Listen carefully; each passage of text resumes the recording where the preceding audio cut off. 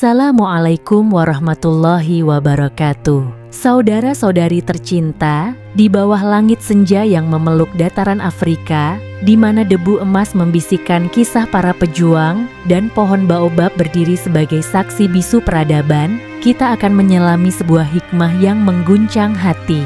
Ini bukan sekadar kisah tentang pertukaran keyakinan, melainkan perjalanan seorang gadis pemberani yang cahaya imannya menyulut revolusi di tengah kegelapan keraguan. Dengarkanlah suara langkah kecil Aminah, si anak matahari dari desa Moyo, yang berani bertanya pada bulan, pada angin dan pada leluhur, di manakah hakikat kebenaran yang sejati? Dalam budaya yang dirajut oleh mantra dan sesaji, ia menggali makna tauhid dari debu-debu kitab tua, lalu menyalurkannya seperti sungai Zambezi yang merobohkan batuan kebekuan. Bersiaplah, kita akan menyusuri savana keyakinan, melewati konflik batin keluarga, dan menyaksikan bagaimana satu pertanyaan polos dari seorang gadis 15 tahun mampu mengubah takdir seluruh desa. Allahu Akbar. Seruan itu menggema dari bukit-bukit Kenya, membawa kabar kebenaran tak pernah terikat pada garis suku atau garis darah.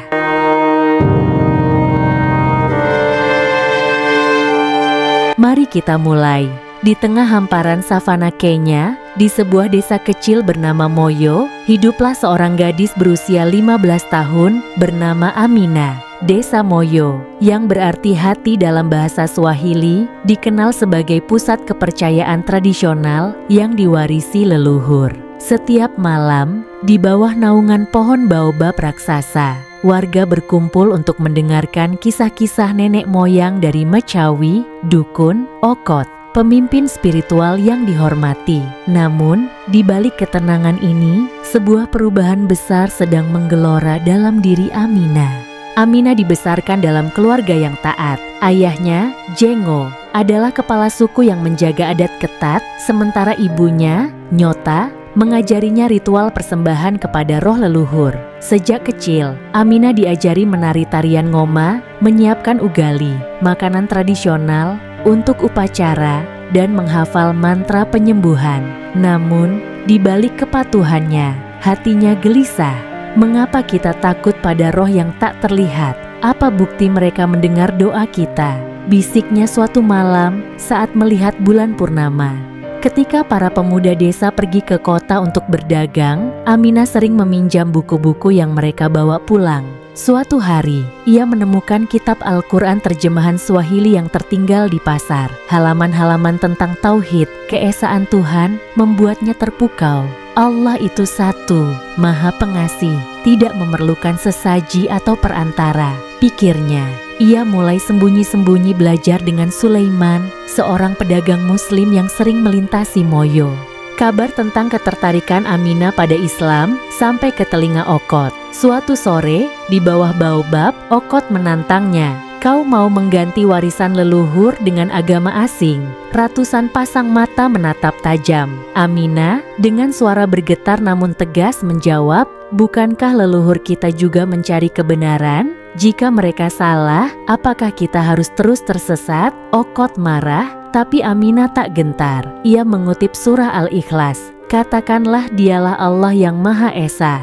Warga berbisik-bisik, sebagian mengejek, tapi yang lain terpana oleh ketenangannya. Malam itu, Aminah diusir dari upacara, tapi benih keraguan telah tertanam. Keputusan Aminah mengucap syahadat di sungai dekat desa membuat keluarganya murka. Kau lebih memilih Tuhan orang asing daripada nenek moyangmu? Hardik Jengo. Aminah diasingkan ke gubuk tepi hutan. Namun, ia tak putus asa. Setiap subuh, ia salat di antara nyanyian burung weaver, dan setiap malam, ia mengajar anak-anak desa yang penasaran tentang kisah Nabi Yusuf dan kesabaran. Ujian datang ketika adiknya, Kofi, sakit parah. Okot gagal menyembuhkannya dengan ramuan. Dengan air mata, Nyota memohon pada Aminah, tolong, doakan dia dengan caramu. Aminah berwudu, lalu memanjatkan doa dalam bahasa Arab. Keesokan harinya Kofi sembuh secara misterius. Kejadian ini mengguncang desa. Jengo dan Nyota dengan air mata mengikrarkan syahadat di hadapan Sulaiman. Kabar mukjizat kopi menyebar seperti api di savana. Warga berduyun datang ke gubuk Aminah. Ia menjelaskan Islam dengan analogi alam. Allah seperti matahari, satu sumber cahaya yang menghidupi semua, tak perlu diterangi api sesaji. Ia menggunakan kearifan lokal. Saat menerangkan zakat, ia berkata, ini seperti harambi, tradisi gotong royong Kenya, tapi sebagai kewajiban pada Sang Pencipta. Okot merasa terpojok, menantang debat terbuka. Di bawah baobab, mereka berdebat tentang hidup setelah mati. Leluhur kita mengawasi dari alam roh, seru Okot. Aminah membalas, jika mereka tak berdaya saat hidup, bagaimana bisa mengatur dunia setelah mati? Hanya Allah yang kekal. Argumennya diperkuat dengan ayat-ayat Al-Quran yang ia terjemahkan ke dalam Swahili puitis. Perlahan, perubahan terjadi. Pemuda-pemudi mulai meninggalkan sesaji, menggantinya dengan salat di lapangan terbuka. Wanita-wanita menenun hijab dari kain kikoi tradisional. Bahkan Okot, setelah mimpi aneh tentang api yang padam oleh hujan, akhirnya mengakui, mungkin kebenaran memang lebih besar dari Moyo. 2 tahun kemudian, Moyo memiliki masjid sederhana dari lumpur dan kayu akasia. Adzan berkumandang bersahutan dengan derap zebra. Aminah, sekarang dijuluki mualimu, guru, mengajar anak-anak membaca Quran dengan dialek Swahili yang lembut. Lebih dari 300 warga telah memeluk Islam, termasuk mantan penentang sengit. Ketika musim hujan tiba, Jenggo berkata pada kerumunan di baobab, dulu kita takut pada roh, sekarang kita mencintai Rahman.